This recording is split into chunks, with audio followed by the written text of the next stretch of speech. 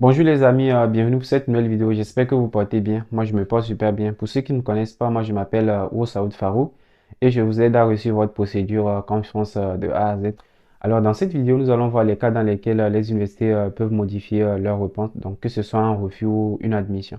Mais avant de commencer, je vais demander à ceux qui ne sont pas encore abonnés de s'abonner, de liker et de partager.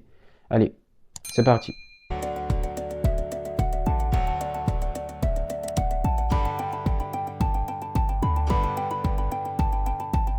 Alors, j'ai décidé de faire cette vidéo parce que la plupart du temps, quand les étudiants reçoivent les réponses, ils font directement le choix définitif sans attendre peut-être les réponses qui les restent parce qu'ils ont peur peut-être que leur admission leur soit retirée. Donc, dans cette vidéo, nous allons voir les cas dans lesquels les universités peuvent modifier leurs réponses pour que chacun sache enfin si il doit faire directement le choix définitif ou attendre les autres réponses. Et d'ailleurs, si vous voulez connaître les critères à prendre en compte pour faire le choix définitif, je vous invite à regarder cette vidéo. Allez, c'est parti maintenant. Alors, le premier cas dans lequel les universités peuvent modifier leur réponse, c'est dans le cas où ils ont fait une erreur de réponse. Peut-être s'ils vous ont donné un refus à la place d'une admission ou une admission à la place d'un refus. Donc, dans ces cas, ils peuvent modifier leur réponse. Donc, par exemple, il y a une abonnée qui m'avait écrit parce que elle avait reçu un message de confirmation disant qu'une université l'avait répondu, mais qu'elle était occupée. Et voilà, elle avait peur d'ouvrir pour regarder la réponse. Mais dans la soirée, quand elle est rentrée à la maison, elle a reçu un autre message de Campus disant que l'école a modifié sa réponse. Et arrivée sur son compte, elle voit que c'est un refus. Donc elle s'est dit que sûrement, la première réponse, sûrement ça devait être une admission. C'est pour cela que l'université a modifié.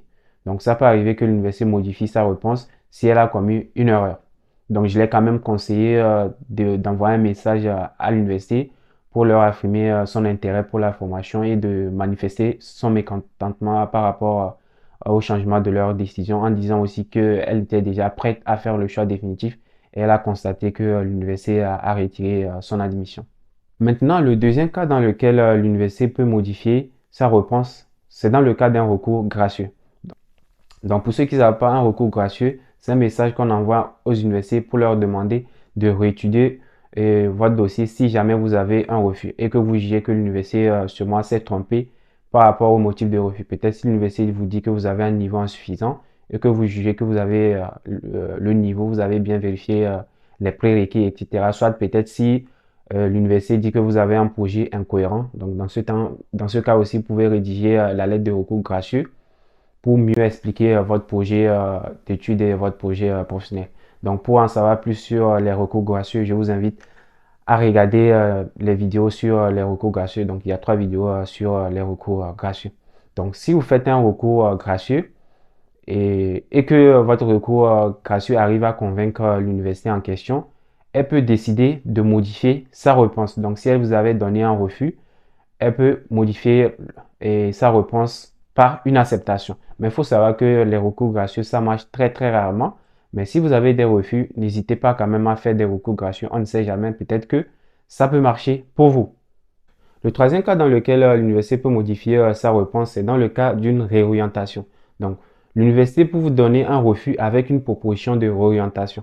Donc, si l'université juge que vous avez un bon dossier, que vous avez un bon niveau pour intégrer leur formation, mais pas au niveau auquel vous avez postulé, ils peuvent décider de vous orienter vers un niveau inférieur. Donc, supposons que vous avez postulé pour un master, l'université peut décider de vous orienter pour une licence 3 parce que peut-être ils jugent que il vous faut une mise à niveau pour pouvoir mieux entamer le master.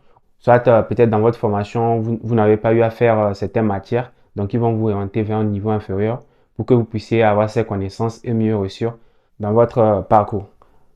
Dans ce cas, ils vont vous envoyer un message sur votre compte Compsens pour vous proposer la orientation. Donc, si, dans ce cas, si leur orientation vous intéresse, vous allez devoir leur répondre par mail, donc pour leur confirmer que effectivement vous êtes intéressé par leur proposition de réorientation. Donc, je vous mets par exemple une lettre que vous pouvez envoyer à ces universités pour confirmer que vous êtes intéressé par leur réorientation. L'université peut également modifier leur réponse dans le cas d'une acceptation si ils ont précisé dans leur acceptation que vous avez un délai pour confirmer si vous êtes intéressé par leur formation ou pas. Donc, dans ce cas, ils vont vous envoyer un message pour proposer une admission, mais en précisant une date limite pour faire le choix définitif sur leur formation vous intéresse. Donc, dans ce cas, si vous ne faites pas le choix définitif avant la date limite fixée par l'école, donc ils peuvent vous retirer votre admission. Donc, ils peuvent changer l'admission par un refus. Si l'université ne précise pas, dans ce cas, il faut savoir que la date limite de choix définitif, c'est jusqu'au 30 mai. Donc, pas besoin de stresser. Vous pouvez attendre. Ils vont pas modifier leur réponse. Mais généralement, les universités qui fixent les dates limites de choix définitif, souvent, c'est des universités qui ont des capacités d'accueil limitées. Donc, soit ils ont peut-être des dossiers en attente. Il y a d'autres étudiants qui ont un bon dossier, mais peut-être vous avez de meilleurs dossiers. Donc, ils ont préféré vous donner l'admission en premier. Donc, si jamais vous n'êtes pas intéressé, donc, on peut retirer votre admission et donner à ceux qui sont intéressés. Parce qu'ils savent aussi que les étudiants postulent dans plusieurs universités. Donc, c'est possible qu'ils aient plusieurs admissions et que peut-être leur admission peut ne pas intéresser à l'étudiant. Donc, ils envoient ces messages au moins pour pouvoir libérer des places et accueillir d'autres étudiants. Ça peut arriver que les universités demandent à ce que vous leur confirmez par mail votre choix définitif. Donc, si vous choisissez leur formation comme choix définitif, vous devez les envoyer par mail un message pour qu'ils sachent que vous avez fait le choix définitif. Même s'ils sont informés de votre choix définitif quand vous le faites sur Campus France. Donc, comme d'habitude, je vous mets un exemplaire de message que vous pouvez envoyer aux universités qui exigent de leur confirmer par mail votre choix définitif après l'avoir fait sur Campus France. Et en dernière position, le cas dans lequel les universités peuvent retirer votre acceptation, donc dans le cas dans lequel ils peuvent modifier votre acceptation par un refus, c'est quand ils vous précisent que vous avez un délai pour payer les frais de scolarité. Et oui, ça peut arriver que l'université, voilà, les universités exigent que vous payiez les frais de scolarité avant un délai. Parce que peut-être leurs frais de scolarité sont un peu élevés, peut-être 3 770 € ou bien 2 770 €, et qui savent que la plupart des étudiants vont préférer les universités avec des frais de scolarité réduits. Donc, pour pouvoir libérer des places pour d'autres étudiants qui ont de meilleurs dossiers aussi, ils vont exiger que vous payiez les frais de scolarité avant un délai. Donc, si vous ne payez pas les frais de scolarité avant le délai fixé par l'école, votre admission va vous être retirée. Mais dans ce cas, ils vont vous envoyer un message avec les détails, les informations pour pouvoir faire le paiement des frais de scolarité, donc leur RIB, etc., etc. Donc, dans ce cas, je vous conseille aussi, après avoir fait le virement, de leur envoyer un message par mail pour leur fournir les preuves que vous avez effectivement pour leur fournir les preuves que vous avez effectué le virement et tout ça. Donc, je vous mets aussi un exemplaire de message envoyé à ces universités avec les preuves pour montrer que vous avez payé les frais de scolarité. Donc, voici les cas dans lesquels les universités peuvent modifier les réponses. Donc, si vous n'êtes pas dans l'un de ces cas, c'est pas la peine de vous presser si vous attendez d'autres réponses. Donc, il faut patienter. Donc, avant de terminer cette petite vidéo, je vais profiter à répondre à 2-3 questions qu'on me pose généralement.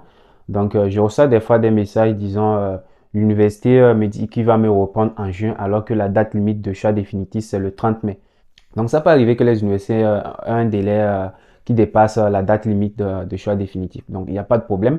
Si c'est que c'est le délai de l'université qui dépasse la date limite de choix définitif, il n'y a pas de souci. Par la suite, si vous avez une admission avec l'école, Campus va vous laisser faire le choix définitif, même si le délai est passé, parce que c'est pas de votre faute si l'université ne vous a pas répondu à temps.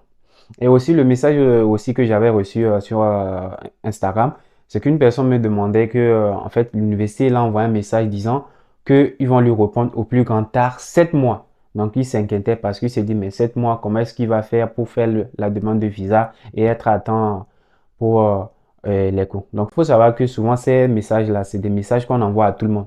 Depuis qu'ils ont commencé peut-être pas à envoyer les accusés de réception.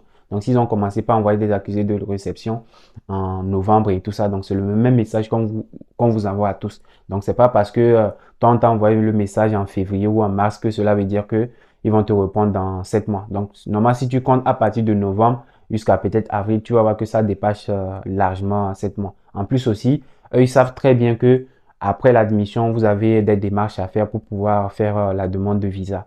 En plus aussi pour être à temps pour la rentrée.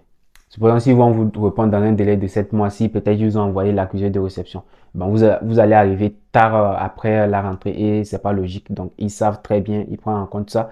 Et en plus, quand vous envoie un accusé de réception disant qu'on va vous répondre au plus grand tard, peut-être 2 mois, 3 mois, cela ne veut pas dire que ils vont vous répondre à partir de 2 mois ou 7 mois. Donc, on peut vous envoyer un message disant qu'on va vous répondre dans 2, 3 mois et au bout d'une semaine, 2 semaines, ils vous répondent. Donc, il faut patienter. Voilà, pour ceux qui me demandent aussi la date limite, donc la date limite de réponse a été prolongée jusqu'au 15 mai. Et voilà, donc c'est bientôt le 15 mai, donc il faut patienter, les universités vont vous répondre. Donc c'est tout pour cette vidéo, j'espère que vous avez aimé. N'hésitez pas à poser vos questions dans les commentaires et n'hésitez pas aussi à me faire des propositions de vidéos, que ce soit sur Instagram, Facebook ou dans les commentaires de YouTube. Et on se dit à la prochaine les amis.